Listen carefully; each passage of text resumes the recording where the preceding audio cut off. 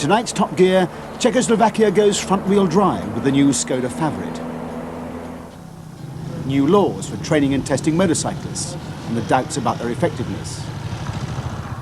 And the Italo reaches Paris for the second time in 80 years.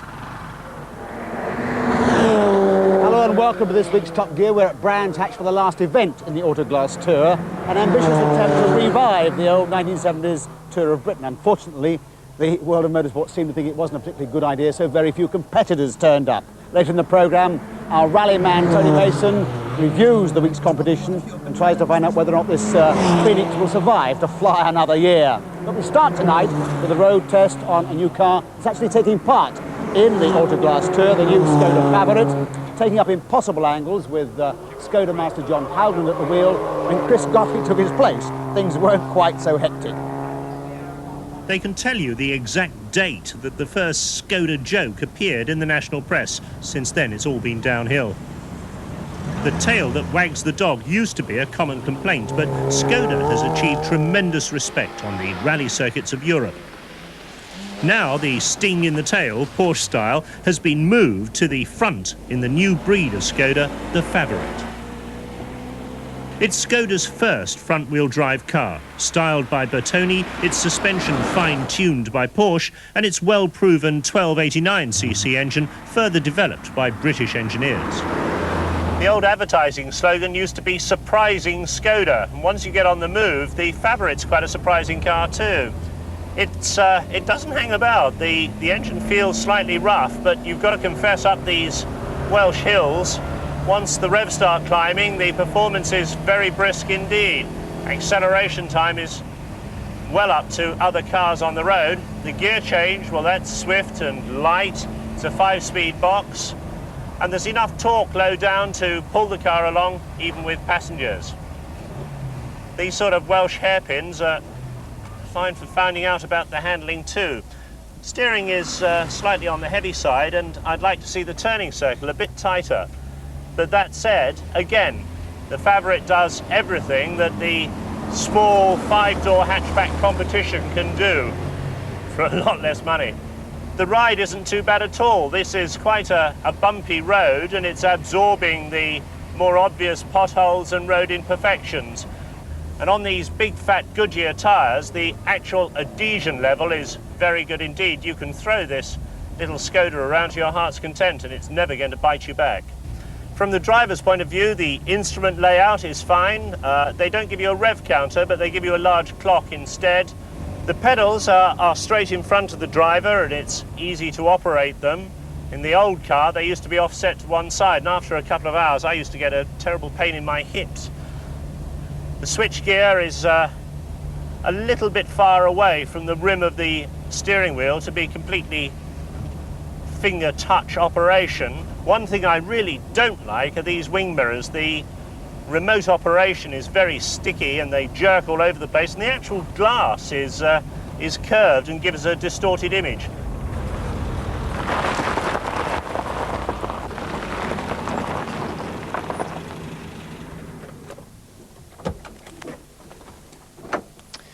Inside, the Czechoslovakian car has even more surprises. There's plenty of interior space, enough room for a 6-footer behind the 6-foot driver with the seat right back.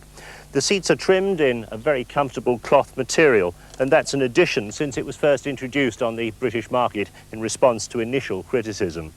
The interior is quite well trimmed. These very flimsy door pockets rather stand out, but as long as you don't pull on them to shut the door, you'll get away with it.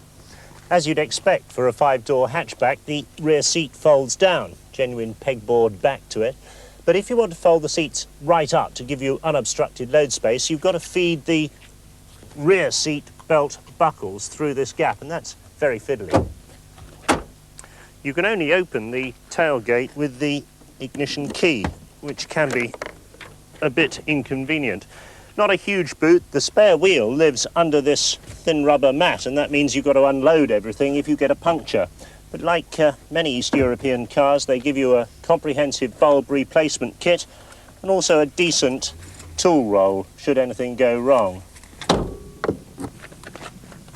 The Skoda factory in Czechoslovakia actually owns the UK importing company, and they've got an import centre at King's Lynn where they do quite a lot to the basic Favorit when it comes in. They fit a rear wash wipe system, they fit a sunroof, they fit these mud flaps, and they also do the door cappings and the Philips car stereo.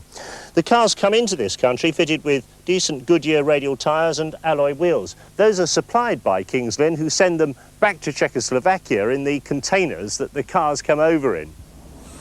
Under the bonnet, the familiar Skoda engine. Ricardo Engineering down at Shoreham-by-Sea in Sussex redesigned the combustion chambers for Skoda, and Porsche did a lot of work for them on the engine mountings here. Now, between them, they've done a very good job because there's very little engine transmission noise inside the car.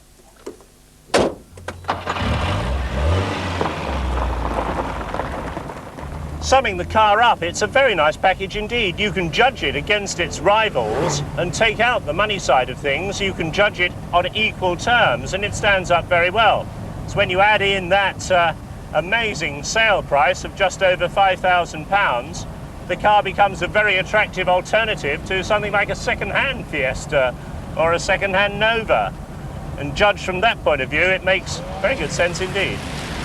The Favorit has already been out on the rally circuits of Europe, and it's notched up yet more class wins to add to Skoda's already impressive record. One thing this car should do is put an end to the Skoda joke, and that may not be such a bad thing because Skoda dealers have already reported their children being mercilessly teased and bullied at school. If they can crack the depreciation problems of the old model, then this car, on both terms of price and performance, represents a very competitive deal. Well, if you're encouraged by all that to go out and buy a Favorit, please don't try to emulate John Howden's antics, particularly on the public roads. Now, all the figures suggest we have some of the safest roads in Europe. Obviously, there's still a great deal of room for improvement, particularly when it comes to training novices. Indeed, this is one of the ideas being sponsored here at Brands Hatch. Their early drive scheme takes youngsters under 17 and teaches them how to handle a car before they venture out onto the public road. And now the government wants to make this sort of scheme compulsory, not for car drivers, however, but for motorcyclists. And Tom Boz has been looking at this and other government schemes to make for safer motorcycling. Motorcyclist casualty rates are the highest for any type of vehicle. The government claims that compared to car drivers, riders are 8 times more likely to be involved in an accident and 40 times more likely to be killed or seriously injured. In an attempt to cut the accident rate, the government is looking at radical changes in motorcycle training. Next year, training like this will become compulsory and will be known as basic training. Before a rider will be allowed on a public road, he will have to achieve a level of competence at an approved training centre, and only then, when his licence has been validated, will he be allowed to ride his machine on the roads without supervision. These rules will also apply to the car driver who wants to drive a moped. At present, he doesn't have to take a test. But what does affect the learner motorcyclist now is the introduction of a new test. From this week on, the examiner, instead of conducting the test on foot, will accompany the candidate on another motorcycle. This, says the ministry, will give the examiner a clearer picture of the candidate's riding skills. Jim, take the next road. A radio receiver attached to the candidate enables the examiner to stay in touch and pass directions when out on the road. This new test has the backing of those involved in motorcycle training and that of the Road Safety Officers Association. It's an excellent idea. It should have been brought in years ago, and it's going to be far better than the old one, where the rider just wobbled round the houses. There is universal agreement that the new test is a good idea, but next year's training proposals are considered to contain a major flaw. Unfortunately, the government do not intend to set up a register of riding instructors. They've had to do it for car driving instructors because they wouldn't police themselves, and they really have got to do it for the motorcycle world as well. Car driving school instructors are rigorously tested before becoming an approved driving instructor. They have to sit a written exam, a driver ability exam, and an instruction ability exam, all 3 of which have to be passed before being allowed to teach pupils.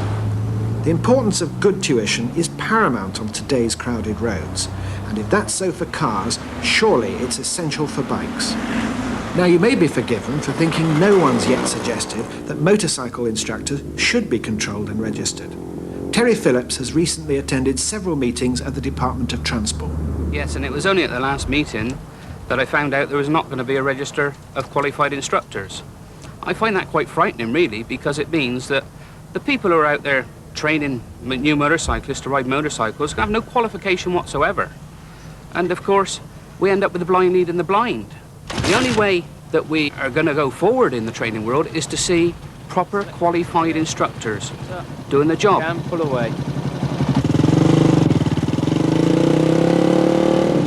The Ministry of Transport says, although we do not propose a register of motorcycle instructors on all fours with that for car drivers, we do intend that there should be regulation of those entitled to provide compulsory basic training for motorcyclists.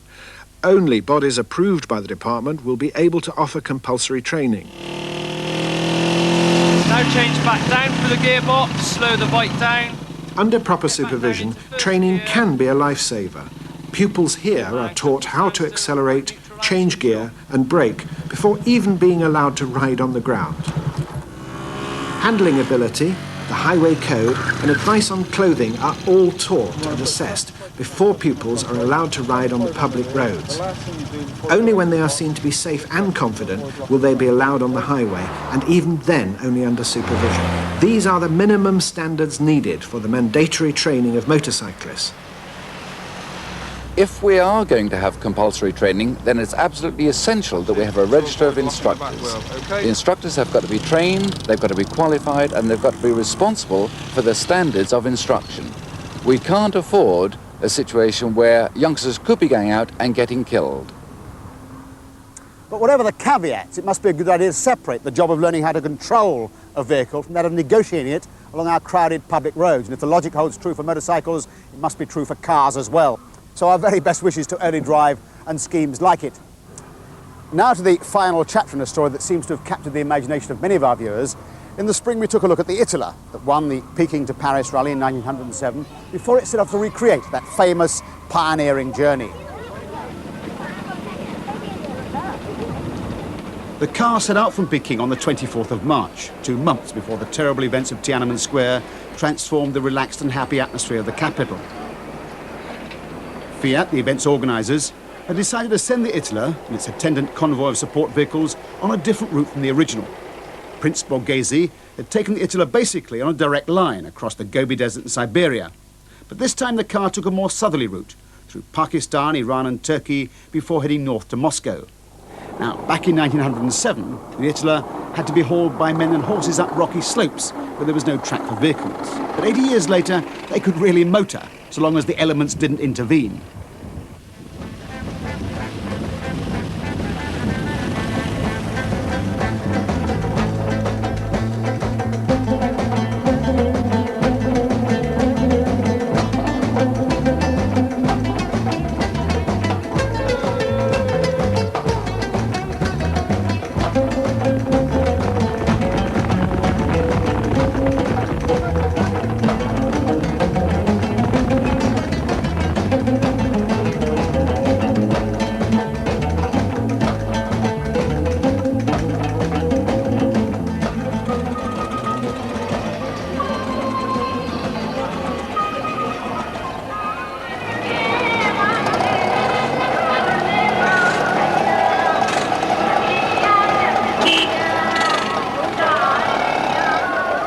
No matter what difficulties the climate and the terrain presented, this immensely strong car took them all in its stride.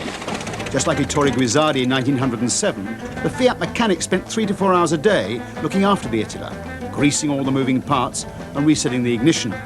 In fact, the rotor arms needed replacing about every 2,500 miles, and 4 new oil pump belts were fitted. But beyond that, the engine gave absolutely no trouble. The rough ride snapped a couple of leaves in the front springs, but amazingly the whole journey was completed on a single set of tyres. Now, considering the quality of the road surfaces, at least when the tarmac ran out, that's a remarkable testimony to the strength of the design, faithfully copied by Pirelli from the one used in 1907. But of course, there were times when the Itola was brought to a halt.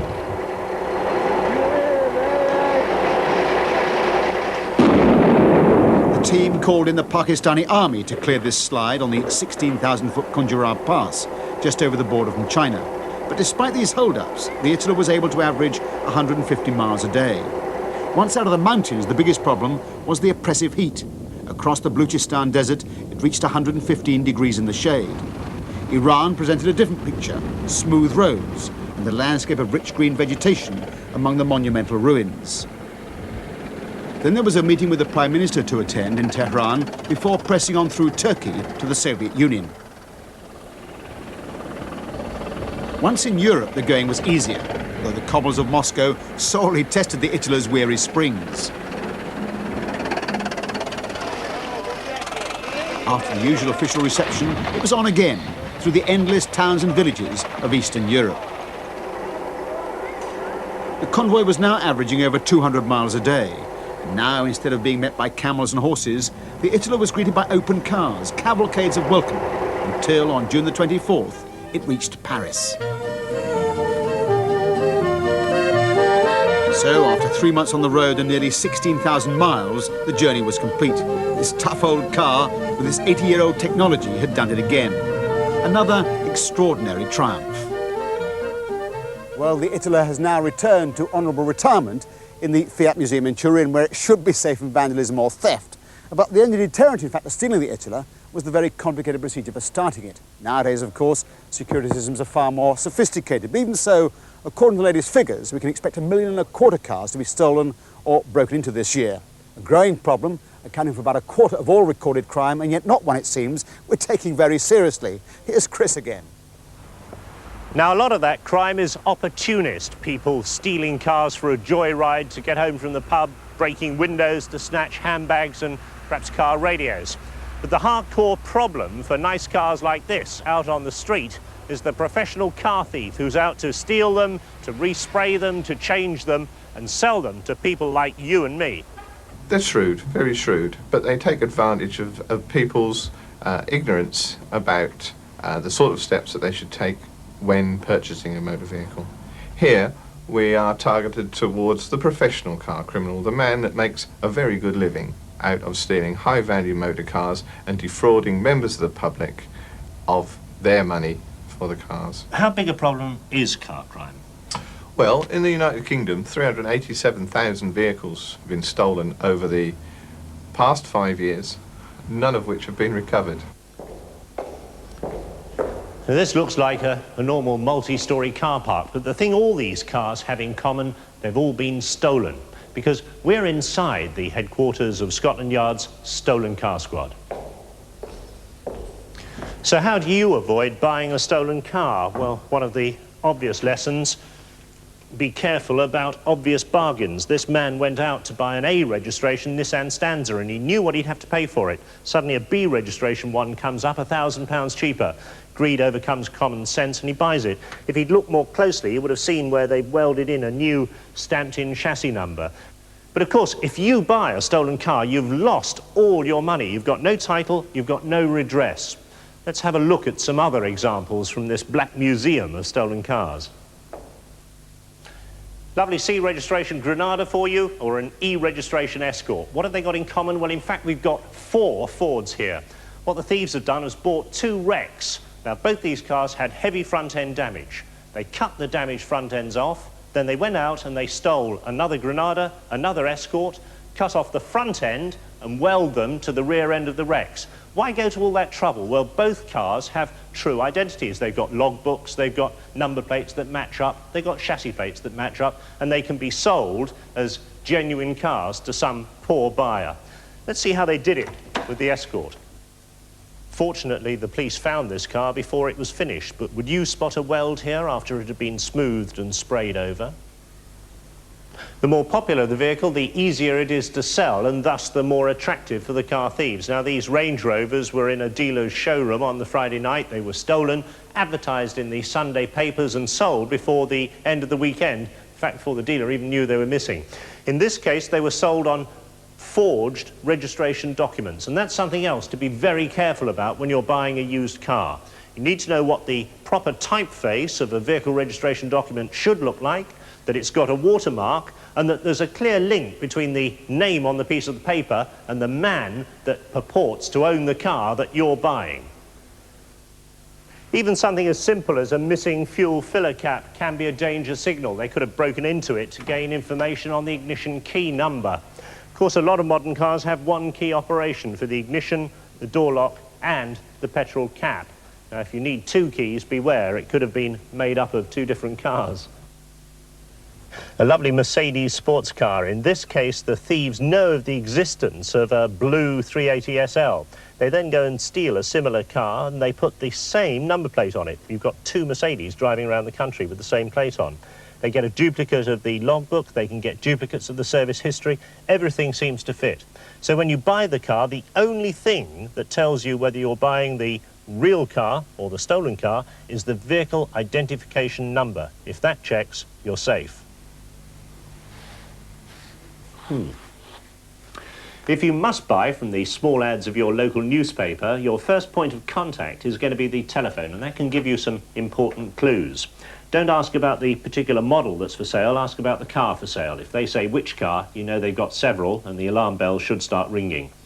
And if the phone number starts 0836 or 0860, that means it's a mobile phone and not a house phone. People on mobile phones tend to move around a bit. Don't be persuaded to meet halfway in a motorway service area or a pub. You want to go to this person's home. So you've made your phone calls, made your appointments, and you turn up to a scene of domestic bliss. But is it all it appears? Does this guy actually own the house, and does he own the car? Now, you can establish a link between car, house and person by the vehicle registration document, obviously, but what you also need to do is to look at service records with the address of the house on them, and preferably a bill of sale with the man's name and address on that as well. Now, these are simple precautions, but by taking them, you avoid the possibility of losing all your money by buying a stolen car. Morning. And if you do visit a house like that, make sure you go inside, because the police have heard of thieves borrowing a drive, as it were, in order to disguise their true intent. Asked to use the loopaps. If they get evasive, then back off. Right, now to the Tour of Britain. 7 days of fiercely competitive driving, ending up with this hour-long race at the Brands Hatch Grand Prix circuit. Tony Mason was in at the beginning a week ago in Bedfordshire. The unlikely setting of Cardington's gigantic airship hangar was the starting point for the revived Tour of Britain, an ambitious event designed to bring together in a single competition the cream from both racing and rallying. Among the entry, two of the best-known faces in British motorsport, Derek Bell and Roger Clark. But one of them was surprised to be there at all. Good heavens, a face from the past. What are you doing here? Morning, Tony. We're going to play for the week, with the sound of it. This is a surprise. It was a surprise to me last night at about 10:30. It's a very pleasant one. Have you actually ever driven one of these before? Never sat in one before. We've got plenty of time to learn this week. Roger was standing in for Formula One driver Johnny Herbert, taken ill at the last minute. It meant 5 times Le Mans winner Derek Bell was somewhat isolated. You're the best-known circuit driver on the event. How are you going to get on against the rally men? Well, on the circuit, it's probably half reasonably. They've got a bit more power, but the car handles very well. And then on the rally stages, well, they're going to have the advantage. But, you know, I've learnt quite a lot, I suppose, in the last 2 years, although they're out every 2 weeks and I'm out once a year. But it's going to be great fun, and I'm looking forward to it with great enthusiasm. Despite Derek's optimism, it looked a bit like a walkover for the rallymen, much as in the old Tour of Britain.